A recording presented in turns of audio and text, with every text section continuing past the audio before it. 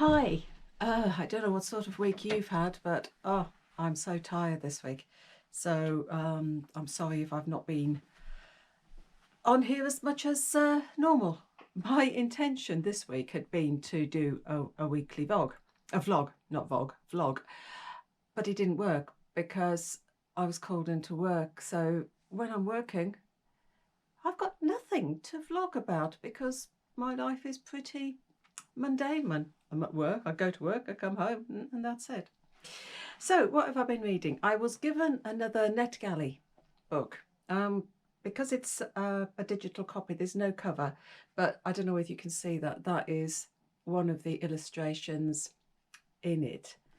It is called The Magic Place, and it is by, let's bear with me, it's by Chris Wormell, and it's a children's book, and it's really, really charming.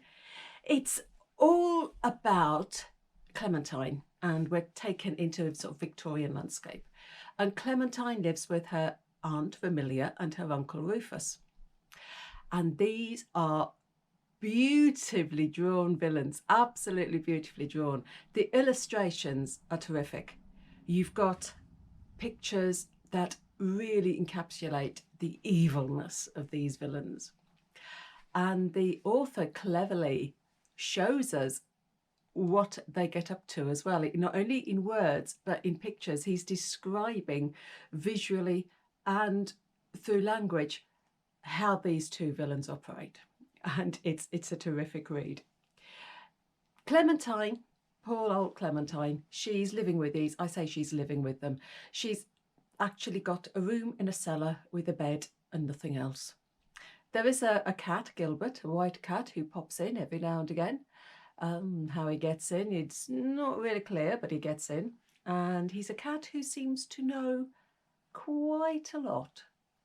He seems to know everything that's going on. Poor Clementine, she is the servant, really, of her aunt and uncle. She has to do everything for them. She's got wearing rags. She spends half her time locked in the cellar. She's never been outside. She's never seen the world. Or she hasn't even seen the street where the house is. She's purely kept in these four walls. And she dreams of, as the title of the book says, the magic place. A place where there are green fields and a little stream, and somewhere where she can be happy and somewhere where she can be free. I'm not going to give anything away because, you know, in children's stories, what happens to villains? We all know what happens to villains in children's stories. I will say, look out for dogs. But it's a really, it's a good old story. The way it's written, the author has lots of asides. It's a book that is designed to be read aloud with a child because the author is well, can you remember this? What do you think? And he draws you to the pictures as well. Can you find? He's getting the child to think. He's getting the child to search. And it would create a lovely dialogue between an adult and a child as you're reading it. It reminded me of some of the books that I used to read with my son years and years and years ago. So it is a beautiful book for a read aloud experience, for sitting down on a cosy day, even a bedtime story, sitting down with a child and reading it and having the dialogue, because the writer, the author, writes it in such a way that there is a dialogue, that he is asking questions of the child. And it's just a super read. And thank you, Netgalley, for letting me read it. So if you like the video, let me know.